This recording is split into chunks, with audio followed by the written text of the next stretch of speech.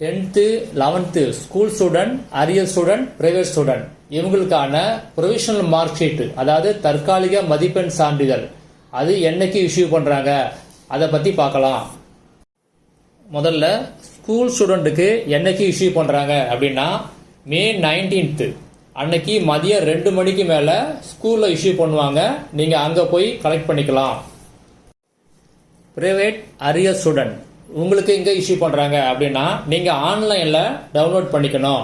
என்னைக்கு டவுன்லோட் பண்ணிக்கணும் அப்படின்னா May 19th மதியம் 2 மணிக்கு மேல டவுன்லோட் பண்ணிக்கணும்.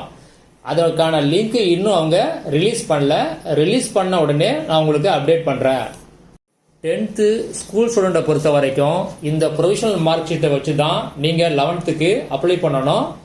ஒரிஜினல் மார்க் ஷீட் எப்போ வரும் அப்படின்னா ஆகஸ்ட் மந்த்து அந்த டைமில் தான் வரும்.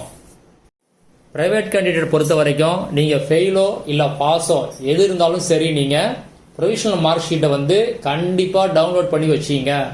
அந்த லிங்க் இருக்கும் போதே டவுன்லோட் பண்ணிக்கிங்க. கொஞ்ச நாளைக்கு பிறகு அந்த லிங்க்ல திரும்ப ஓப்பன் ஆகாது. அதனால இப்போவே டவுன்லோட் பண்ணி வச்சிங்க. 11th பிரைவேட் கேண்டிடேட்டை பொறுத்த வரைக்கும் உங்களுக்கு வந்து ப்ரொவிஷனல் மார்க் ஷீட் தான் உங்களுக்கு ஒரிஜினல் மார்க் ஷீட் மாதிரி. உங்களுக்கு ஒரிஜினல் மார்க் ஷீட் வராது. இந்த ப்ரொவிஷனலை வச்சு தான் நீங்கள் 12th நீங்கள் அப்ளை பண்ணணும். ப்ரொவிஷனல் மார்க் ஷீட் லிங்க் வந்த உடனே நான் உங்களுக்கு அப்டேட் பண்ணுறேன். மிஸ் பண்ணாமல் பாருங்கள்.